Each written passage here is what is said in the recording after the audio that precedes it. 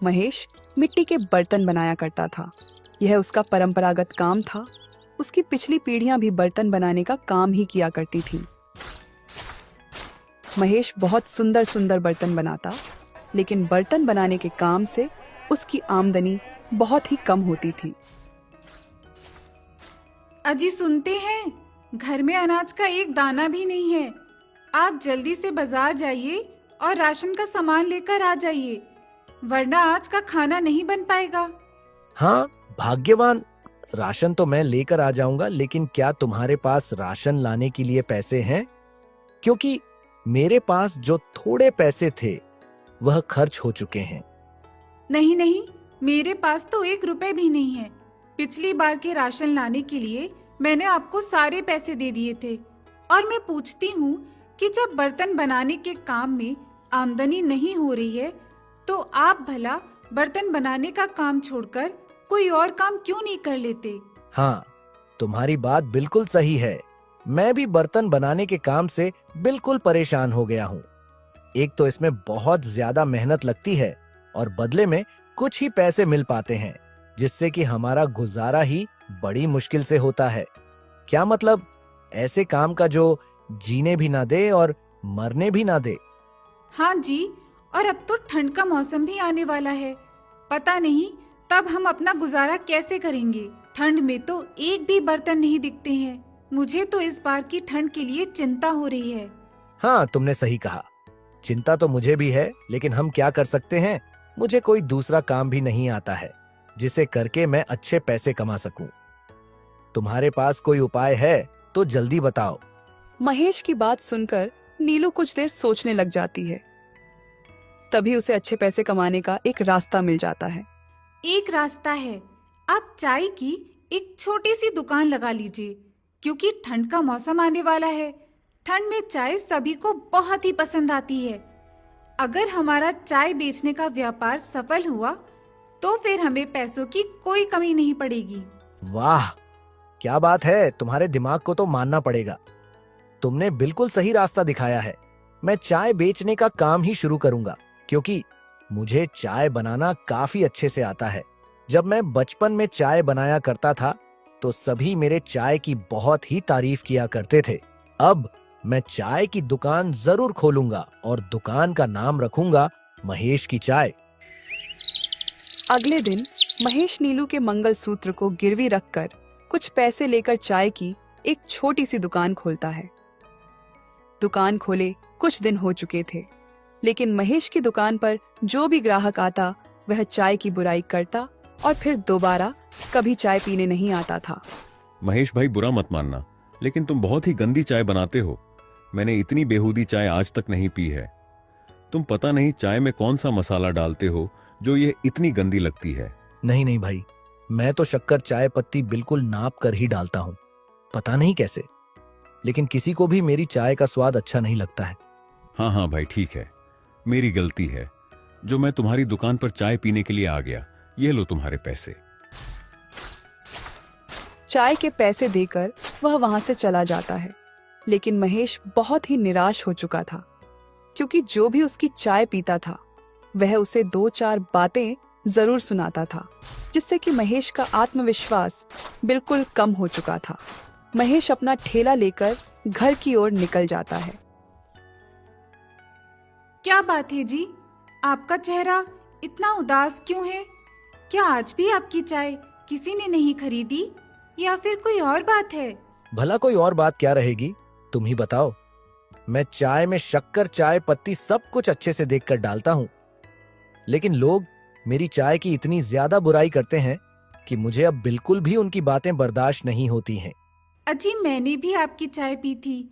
आपकी चाय स्वाद में ज्यादा अच्छी नहीं है, ये बात बिल्कुल सच है। लेकिन आप चिंता मत करिए, आप धीरे धीरे और अच्छी चाय बनाना सीख जाएंगे। और खुशी की बात तो ये है कि कुछ ही दिनों में ठंड का मौसम आने वाला है। फिर देखना, आपकी चाय की बिक्री 50 गुना बढ़ जाएगी। लोगों की जली कटी बात सुनकर तो मुझे ऐसा लगता है कि मेरा मिट्टी से बर्तन बनाने का काम ही अच्छा था। कम से कम उसमें कोई मुझे बुरा बुरा भला तो नहीं बोलता था, लेकिन पुरानी बातों को याद करने से कोई फायदा नहीं है। मैं और अच्छी चाय बनाने की पूरी कोशिश करूंगा। इस तरह नीलू महेश को आगे बढ़ने के लिए प्रोत्साहित करती है। इसी तरह कुछ दिन बीत जाते हैं। गांव में कड़ाके की ठंड पड़ने लगी थी। सभी लोग अपने घर में दुबक कर आग के सामने बैठे रहते थे। आज भी महेश ने अपनी दुकान लगाई थी, लेकिन कोई भी उसकी चाय पीने के लिए नहीं आता है, क्योंकि सभी को यह पता चल गया था कि महेश चाय बहुत ही खराब बनाता है। हे भगवान, इतनी ठंड पड़ रही है कि मुझसे अब यहाँ रुका नहीं जाता है। लेकिन अगर मैं घर चला गया तो अपनी बीवी बच्चे को बिना पैसों के कैसे पालूंगा? घर में राशन भी खत्म होने वाला है। मैंने अपनी पत्नी का मंगलसूत्र गिरवी रखकर यह दुकान खोली थी। अब मुझे कुछ भी समझ नहीं आ रहा है कि मैं क्या करूं। महेश उस हड्डी जमा देने वाली ठंड और तेज हवाओं के बीच अपनी किस्मत को कोस रहा था। तभी उसके पास एक बुजुर्ग औरत आती है। अरे माँ जी, आप इतनी ठंड में बिना गर्म कपड़े के क्यों घूम रही है? आपको सर्दी लग सकती है। हाँ बेटा, मैं जानती हूँ कि इस भयानक सर्दी में बिना गर्म कपड़ों के मुझे नहीं निकलना चाहिए, लेकिन मेरी मजबूरी है।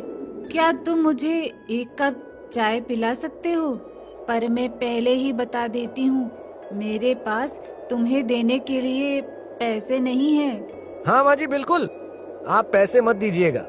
ऐसे भी मेरी चाय कोई नहीं पीता है। पैसे ना कमाकर आपको मुफ्त में चाय पिलाकर कुछ पुण्य ही कमा लूं। मैं अभी चाय गरम करता हूँ। महेश चाय गरम करके बुजुर्ग महिला को देता है। बुजुर्ग महिला चाय पीकर बहुत ही खुश हो जाती है। अरे वाह बेटा, तुमने तो बहुत ही अच्छी चाय बनाई है। चाय पीते ही मुझे अब बहुत अच्छा लग रहा है। जुग जुग जियो मेरे बेटे। ये बताओ, तुमने ये चाय बनानी किससे सीखी है?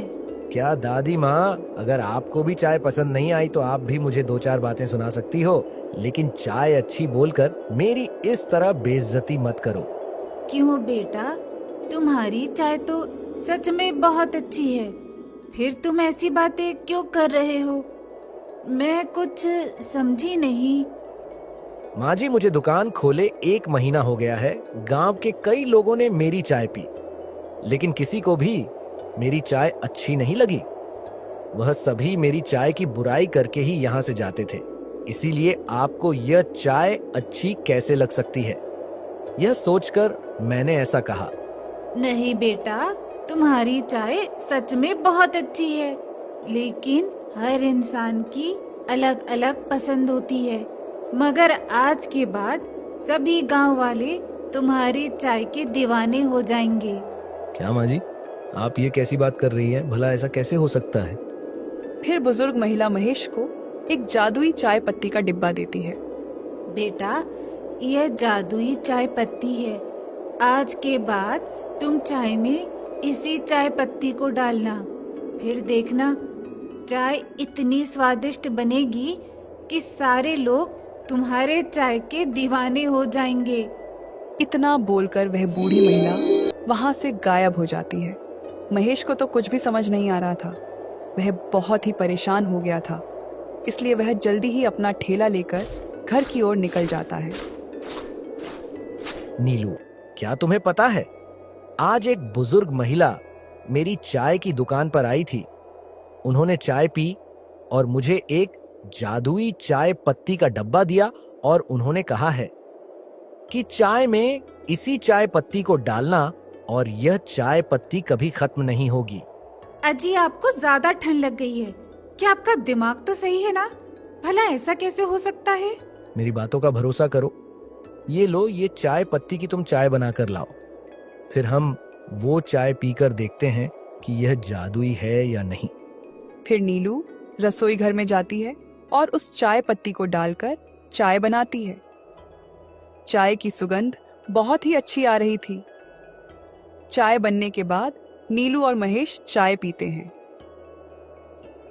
अजी, आपकी बात तो बिल्कुल सही है। ये चाय पत्ती जादुई है। ये चाय पीकर तो मुझे ऐसा लगता है कि जैसे मैंने अमृत पी लिया हो। लगता है बस इस ठंडी में दिन भर मैं चाय ही पीती रहूं। हाँ नीलू, तुम्हारी बात बिल्कुल सही है। मैंने आज तक इतनी अच्छी चाय नहीं पी। लगता है ऊपर वाले ने हमारी किस्मत बदलने के लिए उस बुजुर्ग महिला को मेरे पास भेजा था। अब मैं कल से इसी चाय पत्ती से चाय बनाया करूंगा। अगले दिन महेश बहुत ही खुश होकर चाय की दुकान लगाता है, क्योंकि उसे उम्मीद थी कि अब उसकी चाय बहुत ही अच्छी बिकेगी। महेश जब चाय बनाता है तो दो लोग चाय की सुगंध से ही उसकी दुकान पर पहुंच जाते हैं। वाह क्या बात है भाई, हम दूसरे गांव जा रहे थे, लेकिन तुम्हारे चाय की सुगंध इतनी सुंदर है कि जब तुम्हारे चाय की सुगंध आई तो हम तुम्हारे दुकान की ओर खींचे चले आए। तुमने बिल्कुल सही कहा। मैं तो बस ये सोच रहा हूँ कि जब चाय की सुगंध इतनी सुंदर है तो भला चाय कितनी अच्छी होगी। भाई तुम जल्दी से चाय दो, मुझसे अब बिल्कुल भी इंतजार नहीं हो पा रहा है। जी भाई साहब, बस चाय बनने ही वाली है, फिर मैं आपको 2 कप चाय देता हूँ। कुछ ही देर में चाय बन जाती है। महेश दोनों को चाय पिलाता है। चाय पीकर दोनों बहुत ही खुश हो जाते हैं। सच कहूं तो भाई, मैंने आज तक ऐसी चाय नहीं पी। तुम्हारे हाथों में तो गजब का जादू है। मुझे 1 कप चाय और दे दो। तुम्हारी चाय तो चाय से ज्यादा अमृत लग रही है। हाँ भाई, तुम इसमें ऐसा क्या डालते हो जो यह चाय अमृत जैसी हो जाती है? बस ऐसा लगता है कि दिन भर तुम्हारी चाय ही पीता रहूं। कुछ खास नहीं भाई साहब, बस जैसे सभी बनाते हैं वैसे ही मैं भी बनाता हूँ। ये तो ऊपर वाले की देन है जो मेरी चाय आपको इतनी अच्छी लग रही है। फिर महेश दोनों को 1-1 कप चाय और देता है। दोनों राहगीर चाय पीकर बहुत ही खुश हो जाते हैं और महेश को थोड़ा ज्यादा पैसे देकर जाते हैं। इसी तरह कई लोग चाय की सुगंध से खींचे चले आते हैं और चाय पीकर महेश की बहुत ही तारीफ करते हैं, जिससे कि महेश बहुत ही खुश हो जाता है और आज उसने काफी अच्छे पैसे कमा लिए थे। जब शाम को महेश अपने घर जाता है तब अपनी पत्नी से कहता है, नीलू, आज मैं बहुत ही खुश हूँ क्योंकि आज चाय बेचकर पूरे 400 रुपए की आमदनी हुई है। सभी को मेरी चाय इतनी अच्छी लग रही थी कि 2-4 कप से कम किसी ने नहीं पी। और तो और कई लोगों ने खुश होकर मुझे कुछ ज्यादा पैसे ही देकर गए। अजी, ये तो बहुत ही खुशी की बात है। लगता है अब हमारी गरीबी के दिन खत्म हो जाएंगे और इस ठंड में हमारा गुजारा बहुत ही अच्छे से हो जाएगा। इसी तरह महेश हर रोज अपनी दुकान लगाता और उसकी दुकान पर धीरे धीरे लोगों की संख्या बढ़ने लग गई थी, जिससे कि उसकी आमदनी और भी अच्छी होने लगी थी। उसने 1 महीने बाद ही चाय के लिए दूध की समस्या को खत्म करने के लिए 2 गाय खरीद ली थी और उनका जीवन स्तर भी बहुत अच्छा हो गया था। उसी गांव में एक जग्गू नाम का व्यक्ति भी रहा करता था, जो कि महेश को इतनी जल्दी मिली इतनी बड़ी सफलता से बहुत ही सोच में पड़ जाता है। मुझे बिल्कुल अच्छे से याद है, महेश ने जब चाय की दुकान खोली थी तो उसकी चाय इतनी खराब थी कि जो भी उसकी चाय एक बार पीता था वह दोबारा भूलकर भी उसकी दुकान पर नहीं जाता था। फिर आखिर महेश ने ऐसा क्या किया जो सभी को उसकी चाय इतनी ज्यादा अच्छी लगने लग गई? हो ना हो कुछ तो गड़बड़ है। मुझे पता लगाना होगा। अगर मुझे वह राज पता लग गया तो मैं भी चाय की दुकान खोलकर इस ठंड में बहुत ही अमीर व्यक्ति बन जाऊंगा। अगले दिन सुबह सुबह जग्गू महेश के घर के बाहर खड़े होकर उनकी सारी बातें सुन रहा था। अजी, आपने वह जादुई चाय पत्ती का डिब्बा कहाँ रख दिया है? इस ठंड में जब तक मैं दिन में 2 बार उस जादुई चाय पत्ती की चाय ना पी लूं, मेरे दिल को सुकून नहीं मिलता है। अरे भाग्यवान, तुम पागल हो क्या? जादुई चाय पत्ती की बात तुम लगता है सारे गांव वालों को बता दोगी। इतनी तेज चिल्लाने की क्या जरूरत है? कहीं किसी ने सुन लिया तो हमें लेने के देने ना पड़ जाए। हाँ, आपने बिल्कुल सही कहा। मुझे माफ करिएगा, मैं अब से जादुई चाय पत्ती का नाम नहीं लूंगी, सिर्फ चाय पत्ती बोलूंगी। खिड़की से देख रहा जग्गू यह सारी बातें सुन लेता है। अच्छा, तो महेश की चाय इतनी अच्छी बनने के पीछे उस जादुई चाय पत्ती का हाथ है। मैं आज रात वह जादुई चाय पत्ती को चुरा लूंगा और अगले दिन मैं चाय की दुकान लगाऊंगा। फिर सभी मेरी चाय ही पिया करेंगे। किसी तरह रात में जग्गू वह जादुई चाय पत्ती को महेश के घर से चुरा लेता है और अगले दिन अपनी चाय की एक दुकान लगा लेता है। दूसरी ओर जब नीलू और महेश को चाय पत्ती का डब्बा नहीं मिलता है तो वह बहुत ही परेशान हो जाते हैं। अजी, मैंने पूरी घर का चप्पा चप्पा ढूंढ लिया है, लेकिन मुझे यह चाय पत्ती का डिब्बा नहीं मिला। मुझे समझ नहीं आ रहा है कि आखिरकार वो जा कहाँ सकता है। अरे भाग्यवान, मुझे तो लगता है कि तुम्हारी बातें किसी ने सुन ली और वह चाय पत्ती के डब्बे को उसने चुरा लिया। अब हम बर्बाद हो चुके हैं, पता नहीं अब हमारा क्या होगा। मुझे माफ कर दीजिए, मुझसे बहुत बड़ी गलती हो गई। मुझे पता नहीं था कि ऐसा भी कुछ हो सकता है। मैंने ये सब जानबूझकर नहीं किया है। ठीक है ठीक है, अब रोने से कुछ होने वाला नहीं है। आज मैं दुकान नहीं लगाऊंगा। अब सब कुछ ऊपर वाले पर छोड़ दो। शायद हमारी जिंदगी में इतनी ही खुशियां लिखी थी। आइए आइए, अच्छी और स्वादिष्ट चाय पीजिए। एक बार चाय पिएंगे तो बार बार मेरी ही दुकान पर आएंगे। आज महेश ने दुकान नहीं लगाई थी, इसलिए सभी जग्गू की आवाज सुनकर उसके पास चाय पीने के लिए आ जाते हैं। जग्गू जल्दी जल्दी चाय बनाकर सभी को देता है, लेकिन चाय पीते ही सभी के पेट में दर्द होने लग जाता है। अरे, ये तुमने कैसी चाय बनाई है?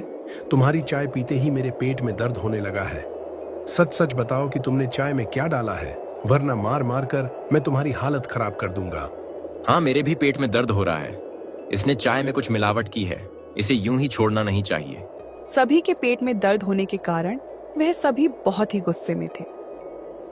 फिर सभी मिलकर जग्गू की बहुत ही पिटाई करते हैं। चाय पत्ती का डब्बा जग्गू के पास से गायब होकर दोबारा महेश के पास चला जाता है।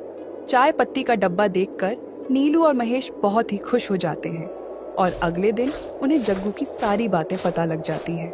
अब वह लोग चाय पत्ती के डब्बे को बहुत ही संभाल कर रखते थे।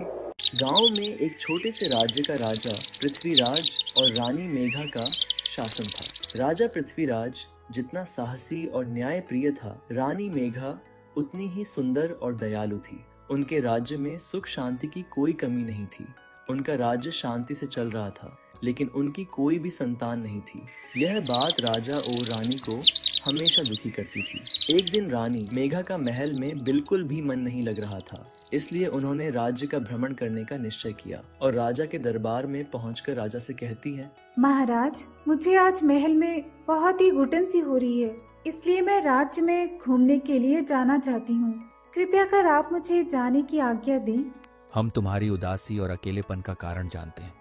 तुम राज्य में घूमने के लिए जा सकती हो, लेकिन अपने साथ 2 सैनिकों को भी लेकर जाना। राजा से आज्ञा लेकर रानी अपने 2 सैनिकों के साथ पैदल ही राज्य के भ्रमण के लिए निकल जाती है। वे पहले नदी, तालाब, सुंदर सुंदर फूल देखती हैं, जिसे देखकर उन्हें काफी खुशी होती है। इसके बाद रानी राज्य के लोगों से मिलने के लिए चली जाती है। रानी राज्य का भ्रमण कर ही रही थी, तभी उन्हें सरपंच मिल जाता है। महारानी की जय हो। क्या बात है महारानी, क्या हमसे कोई गलती हो गई है जो आप खुद राज्य में आई है? आप आज्ञा कर देती, हम तुरंत ही महल आ जाते। नहीं नहीं सरपंच जी, आज मेरा महल में बिल्कुल भी मन नहीं लग रहा था, इसलिए मैंने सोचा कि राज्य के दौरे पर निकल आऊं और राज्य के नागरिकों से उनके हाल चाल पूछ लूं। बस यही कारण है कि मैं यहाँ आई हूँ। तो बताइए, आप सब कैसे हैं? आपको कोई समस्या तो नहीं है? नहीं नहीं महारानी, हम सब खुशी और मंगल से यहाँ पर रहते हैं। हमें कोई समस्या होती है तो महाराज उसका निवारण जल्द से जल्द कर देते हैं। ठीक है सरपंच जी, अब हम और भी नागरिकों से बात करना चाहते हैं, इसलिए हम अब चलते हैं। महारानी नगर में घूम रही थी, तभी उनकी नजर एक छोटे से बच्चे पर जाती है, जो अपने घर के आंगन में बहुत तेजी से रो रहा था। यह देख महारानी तुरंत ही उसके पास जाती है और जैसे ही उस बच्चे को गोद में लेने वाली होती है, तभी बच्चे की माँ महारानी को रोक लेती है। रुक जाइए महारानी, क्या बात है? तुमने हमें इस बच्ची को गोद में लेने से क्यों रोका? माफ करिएगा महारानी, लेकिन मैं नहीं चाहती हूँ कि किसी बांझ का साया भी मेरे बच्चे पर पड़े। इससे मेरे बच्चे के जीवन में मंगल काम नहीं होंगी। ऐसी बात सुनकर महारानी को रोना आ जाता है। अरे पागल औरत, क्या तुझे पता नहीं है कि तू किससे बात कर रही है? यह इस राज्य की महारानी है। ऐसी कठोर बात कहने के लिए तुम्हें मृत्युदंड भी दिया जा सकता है। भले ही मुझे मृत्यु दंड दे दिया जाए, लेकिन जो सच है वो बदल नहीं सकता। ऐसी बातें सुनकर रानी महल चली जाती है। रात हो गई थी। रानी रोती हुई महाराज से कहती है, राजन, आज मैं राज्य के दौरे पर गई थी, तभी मुझे एक महिला ने बांझ कहकर बुलाया। मुझे उसकी बात का बुरा नहीं लगा, बल्कि इस बात का बहुत दुख हुआ कि मेरी कोई भी संतान नहीं है, और मुझे लगता नहीं कि मेरी कोई संतान होगी। मुझे ऐसा क्यों लगता है कि मेरी किस्मत में औलाद का सुख नहीं लिखा है। मेरे हाथ जोड़कर आपसे विनती है महाराज कि आप दूसरा विवाह कर लें, ताकि आपको अपने राज्य का अगला वारिस मिल सके। रानी मेघा, आप चिंता ना करें, हमें औलाद का सुख जरूर प्राप्त होगा। हम कल ही राज्य में घोषणा करवा देंगे कि जो भी हमें संतान प्राप्ति का मार्ग बताएगा उसे हम 1 लाख सोने की मोहरें देंगे। और रही बात दूसरे विवाह की, तो यह संभव नहीं है। हमने सिर्फ आपसे प्रेम किया है। भले ही हमें हमारा राज्य चलाने के लिए अगला वारिस ना मिले, लेकिन हम दूसरा विवाह कभी नहीं कर सकते। अगले दिन राजा ने सैनिक से कहा, सैनिक जाओ और राज्य में घोषणा करवा दो कि जो भी हमें संतान प्राप्ति का मार्ग बताएगा उसे हम 1 लाख सोने के सिक्के देंगे। जैसी आज्ञा महाराज। मैं अभी नगर में जाता हूँ और सभी को सूचित करता हूँ। सैनिक राज्य में जाता है और सभी को बरगद के पेड़ के नीचे बुलाता है। सुनो सुनो, सभी नगरवासी ध्यान से सुनो। जैसा कि हम सब जानते हैं कि राजा पृथ्वीराज की कोई भी संतान नहीं है और उन्हें संतान प्राप्ति की इच्छा है। इसलिए महाराज का यह आदेश है कि जो भी व्यक्ति उन्हें संतान प्राप्ति का मार्ग बताएगा वह उसे 1 लाख सोने के सिक्के देंगे। सारे नगर में यह बात आग की तरह फैल जाती है। कुछ दिन बीत जाते हैं, लेकिन कोई भी राजा की इस समस्या का समाधान नहीं कर पाता। एक दिन राज्य में एक साधु आते हैं। साधु बहुत ही तेजस्वी और चमत्कारी शक्तियों वाले थे। वह जंगल में ही एक पत्थर के ऊपर बैठकर अपनी तपस्या कर रहे। महाराज की जय हो। बताओ मंत्री, क्या समाचार लाए हो? क्या कोई व्यक्ति मिला जो हमारी इस समस्या को समाधान करने में सक्षम हो? माफ करिए महाराज, लेकिन ऐसा कोई भी समाधान हमें अभी तक नहीं मिला है। लेकिन हमारे राज्य में एक साधु महाराज आए हैं। लोगों से सुना है कि वह बहुत ही तेजस्वी और चमत्कारी शक्तियों वाले हैं। मैं बस ये कहने आया हूं महाराज कि आपको भी उनके पास अपनी मनोकामना लेकर जाना चाहिए। नहीं, पहले तुम कुछ सैनिकों के साथ साधु महाराज के पास जाओ और निश्चित करो कि वह साधु ही है या कोई जादूगर या फिर कोई बहरूपिया है। जैसी आज्ञा महाराज, मैं अभी जाता हूँ। मंत्री अपने साथ कुछ सैनिकों को लेकर जंगल की ओर निकल जाता है। जंगल में कुछ दूर चलने के बाद उसे साधु महाराज दिखाई देते हैं। वह उनके पास जाता है। हे साधु महाराज, आप तो अंतर्यामी हैं। हमारे राज्य में सुख शांति की कोई कमी नहीं है, लेकिन हमारे राज्य के महाराज पृथ्वीराज की कोई भी संतान नहीं है। महाराज ने बहुत व्रत किए, यज्ञ कराए, लेकिन कोई भी परिणाम नहीं निकला। कृपा करके आप इस समस्या का कोई हल निकालें। इस समस्या का हल है, लेकिन मुझे महाराज से मिलना है। हाँ साधु महाराज, आप हमारे साथ महल चलें। साधु महल में साथ चलने को तैयार हो जाता है। सभी महल की ओर निकल जाते हैं। कुछ देर बाद सभी महल में पहुंचते हैं। आप यहाँ पे कुछ देर प्रतीक्षा करें, मैं महाराज से आज्ञा लेकर आपको जल्द ही महाराज से मिलाता हूँ। मंत्री राजा के पास जाता है और राजा को सारी बातें बताता है। राजा साधु को अपने कमरे में बुलाने का आदेश देते हैं। फिर मंत्री साधु को राजा के पास ले जाता है। आपका स्वागत है साधु महाराज। तो बताइए, इस समस्या का समाधान क्या है? मैं यह जानने के लिए बहुत ही उत्सुक हूँ। महाराज, मैं आपसे अकेले में मिलना इसलिए चाहता था क्योंकि इस समस्या का समाधान बहुत ही कठिन है। फिर भी मैंने सोचा कि आपको एक बार बता दूं। आप चिंता मत करिए साधु महाराज, आप सिर्फ इस समस्या का समाधान बताइए। मैं हर चुनौती का सामना करने के लिए तैयार हूँ। तो ठीक है, सुनो। इस समस्या के समाधान के लिए आपको मानसरोवर पहाड़ी के पीछे एक गुफा है जिसमें छोटा सा कुंड है। अगर उस कुंड का जल महारानी को पिलाया जाए तो आपको पुत्र रत्न की प्राप्ति होगी। ठीक है साधु महाराज, तो मैं अभी अपने सैनिकों को भेजकर वह पानी मंगवा लेता हूँ। नहीं राजन, मैंने पहले ही बताया था कि यह बहुत ही कठिन है। जिसकी इच्छा होती है उसी को वह जल लेने जाना होता है। लेकिन गुफा के बाहर 3 चुनौतियां आपको मिलेंगी। पहली चुनौती, जहां एक बहुत ही सुंदर स्त्री आपसे विवाह करने के लिए कहेगी। वह इतनी सुंदर है कि कोई भी उसकी सुंदरता पर मोहित हो जाता है और अपना लक्ष्य भूलकर उसी माया में फंसकर रह जाता है। अगर कोई पहली चुनौती पार कर लेता है तो थोड़ी ही दूर पर उसे बहुत सारा खजाना, सोना, चांदी, हीरा मोती इत्यादि दिखता है। धन की चमक व्यक्ति के मन में लालच पैदा कर देती है और जो भी उस धन को पाने की कोशिश करता है वह माया में विलुप्त हो जाता है। तीसरी चुनौती सबसे कठिन है क्योंकि गुफा के द्वार पर ही एक भयानक राक्षस कुंड के जल की रक्षा करता है। अगर किसी को वह जल चाहिए तो पहले उसे उस राक्षस को हराना होगा। साधु महाराज, हम 2 चुनौती को तो पार कर लेंगे, लेकिन हम उस मायावी राक्षस को कैसे हराएंगे?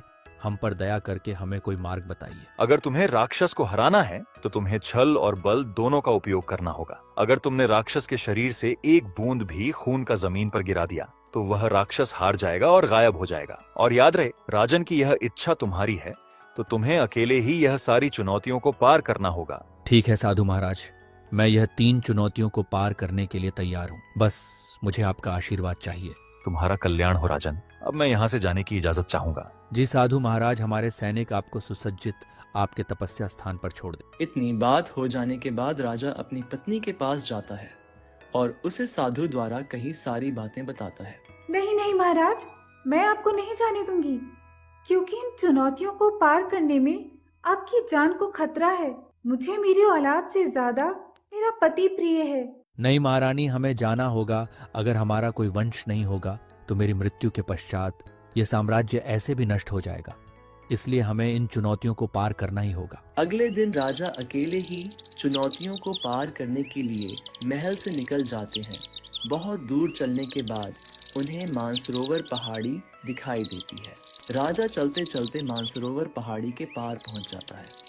तभी राजा पृथ्वीराज को एक बहुत ही सुंदर स्त्री दिखाई देती है। स्त्री की सुंदरता देखकर राजा मदहोश हो जाते हैं। ये स्त्री कितनी सुंदर है, लगता है स्वर्ग से कोई अप्सरा उतर कर आ गई हो। इसकी सुंदरता पर से मेरी आंखें हटती ही नहीं है। राजा स्त्री की सुंदरता में पागल होता जा रहा था। तभी उसे साधु की कहीं बात याद आती है कि यह सिर्फ एक माया है। वह तुरंत ही अपने मन को संभालता है। नहीं नहीं, यह सिर्फ एक माया है। मुझे साधु महाराज की बातों पर ध्यान देने की जरूरत है। मुझे अपने लक्ष्य को पाना है, मुझे आगे बढ़ना चाहिए। इतना कहकर राजा तुरंत ही वहां से आगे बढ़ जाता है। कुछ दूर जाने के बाद उसे जमीन पर बहुत सारा खजाना दिखाई देता है। खजाने की चमक राजा के मन में लालच पैदा कर रही थी, लेकिन राजा अपने लक्ष्य को याद करता और खजाने को नजरअंदाज करके आगे बढ़ जाता है। कुछ दूर चलने के बाद एक गुफा दिखाई देती है। राजा उस गुफा के पास जाता है। तभी एक भयानक राक्षस वहां पर आ जाता है और राजा से कहता है, कौन हो तुम और यहाँ पर क्यों आए हो? मेरा नाम पृथ्वीराज है। मेरी कोई भी संतान नहीं है और मुझे एक साधु महात्मा ने बताया है कि इस गुफा में एक जादुई कुंड है जिसका जल पीने के बाद मुझे संतान प्राप्ति हो सकती है। इसलिए मैं वह जल लेने आया हूँ। अच्छा, तुम्हें जल मिल जाएगा, लेकिन जल लेने से पहले तुम्हें मुझे हराना होगा। ये राक्षस तो बहुत ही शक्तिशाली और विशाल है, मैं इसको कैसे हरा पाऊंगा? राजा राक्षस को हराने के बारे में सोच रहा था। तभी राजा को साधु के द्वारा कही हुई बात याद आती है। साधु महाराज ने कहा था कि राक्षस को हराने के लिए राक्षस के शरीर से अगर एक बूंद रक्त भी जमीन पर गिरा दिया तो मैं राक्षस को हरा सकता हूँ, और इस काम को करने के लिए मुझे छल और बल दोनों का उपयोग करना होगा। तभी राजा को राक्षस को हराने की एक योजना आती है। मैं तुमसे युद्ध करने के लिए तैयार हूँ, लेकिन मुझे लगता है कि तुम नकली हो, इसलिए मैं तुम्हें पहले एक बार छू कर देखना चाहता हूँ। अगर तुम मेरी यह शर्त मानने को तैयार हो तो मैं तुमसे अवश्य ही युद्ध करूंगा। तुम्हें क्या लगता है कि मैं नकली हूँ? ठीक है, तो मुझे छू कर देख लो, इसके बाद ही हम युद्ध करेंगे। राक्षस अपना हाथ आगे बढ़ाता है, लेकिन राजा पृथ्वीराज बड़ी ही चतुराई से अपना खंजर निकालते हैं और राक्षस के हाथ पर मार देते हैं, जिससे राक्षस का खून जमीन पर गिर जाए और फिर राक्षस गायब हो जाता है। राजा जल्दी से गुफा के अंदर जाता है और जल को लेकर महल में पहुंच जाता है। महल में पहुंचकर राजा वह जल अपनी पत्नी मेघा को पिलाते हैं। इसी तरह कुछ महीने बीत जाते हैं। कुछ महीना बाद राजा को पुत्र रत्न की प्राप्ति होती है। ये देख राजा बहुत ही खुश हो जाता है।